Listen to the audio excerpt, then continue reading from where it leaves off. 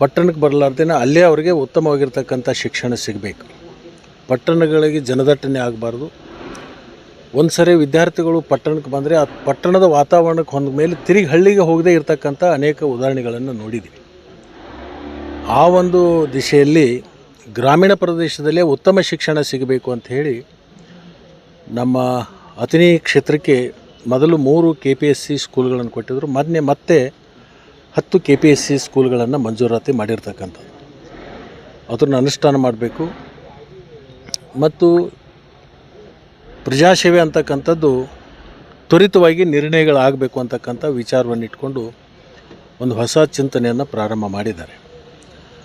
ಮತ್ತು ಎಲ್ಲಿ ಬರಗಾಲ ಇದೆ ಅದರ ಸಮೀಕ್ಷೆ ಆಗಬೇಕು, ಎಲ್ಲಿ ಕುಡಿ ನೀರಿನ ಸಮಸ್ಯೆ ಇದೆ ಅದನ್ನು ನಿವಾರಣೆ ಆಗಬೇಕು. ಅತಿವೃಷ್ಟಿ ಆಗಿರ್ತಕ್ಕಂಥ ಸ್ಥಳಗಳಿಗೆ ಅಧಿಕಾರಿಗಳು ಅಲ್ಲಿ ಹೋಗಿ ಅದನ್ನು ಪರಿಶೀಲನೆ ಮಾಡಿಕೊಂಡು ಸರ್ಕಾರಕ್ಕೆ ವರದಿಯನ್ನು ಕೊಡಬೇಕು ಅಂತಕ್ಕಂಥ ಒಂದು ಈ ಪರಿಶೀಲನೆ ಸಭೆಗೆ ಮುಖ್ಯಮಂತ್ರಿಗಳು ಮಾಡಿಕೊಂಡು ಬಂದು ಸುಮಾರು 5-6 ಜಿಲ್ಲೆ ಎಲ್ಲ ಪಕ್ಷಾತೀತವಾಗಿ ಎಲ್ಲ ಶಾಸಕರು, ಅಧಿಕಾರಿಗಳು, ಜಿಲ್ಲಾಧಿಕಾರಿಗಳು, ಸಂಬಂಧಪಟ್ಟಂಥ ಎಲ್ಲ ಅಧಿಕಾರಿಗಳು ಸುಮಾರು 5 ಗಂಟೆಗಿಂತಲೂ ಹೆಚ್ಚು ಒಂದು ಪರಿಶೀಲನೆ ಸಭೆ ಭಾಳ ಕೂಲಂಕುಷವಾಗಿ ಚರ್ಚೆ ಆಗಿರ್ತಕ್ಕಂಥದ್ದು. ಎಲ್ಲ ಶಾಸಕರ ಅಭಿಪ್ರಾಯವನ್ನು ಕೂಡ ಪಡ್ಕೊಂಡಿದ್ದಾರೆ. ಅದರ ಜೊತೆಗೆ ಅಧಿಕಾರಿಗಳ ಅಭಿಪ್ರಾಯವನ್ನು ಪಡ್ಕೊಂಡಿದ್ದಾರೆ.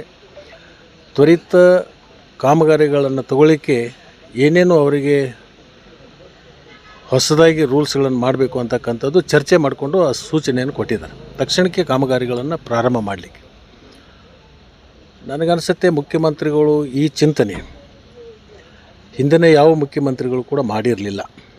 ಒಂದು ಹೊಸ ಆಲೋಚನೆಯನ್ನು ಇಟ್ಕೊಂಡು ಒಂದು ಹೊಸ ಚಿಂತನೆಯನ್ನು ಪ್ರಾರಂಭ ಮಾಡಿದ್ದಾರೆ. ದೂರದೃಷ್ಟಿ ಒಂದು ಇಟ್ಕೊಂಡು ಇದನ್ನು ಆಲೋಚನೆ ಮಾಡ್ತಕ್ಕಂಥ ಒಬ್ಬ ಮುಖ್ಯಮಂತ್ರಿಗಳು ಬಂದು ಇದನ್ನು ನಮ್ಮೆಲ್ಲರಿಗೂ ಕೂಡ ಮನವರಿಕೆ ಮಾಡಿದ್ದಾರೆ. ಬಹುತೇಕ ಎಲ್ಲ ಪಕ್ಷಾತೀತವಾಗಿ ಎಲ್ಲ ಶಾಸಕರು ಕೂಡ ನಿನ್ನೆ ಅದನ್ನು ಮೆಚ್ಚುಗೆಯನ್ನು ವ್ಯಕ್ತಪಡಿಸಿರ್ತಕ್ಕಂಥದ್ದು ಇದೆ. ಸರ್, ಗೃಹಲಕ್ಷ್ಮಿ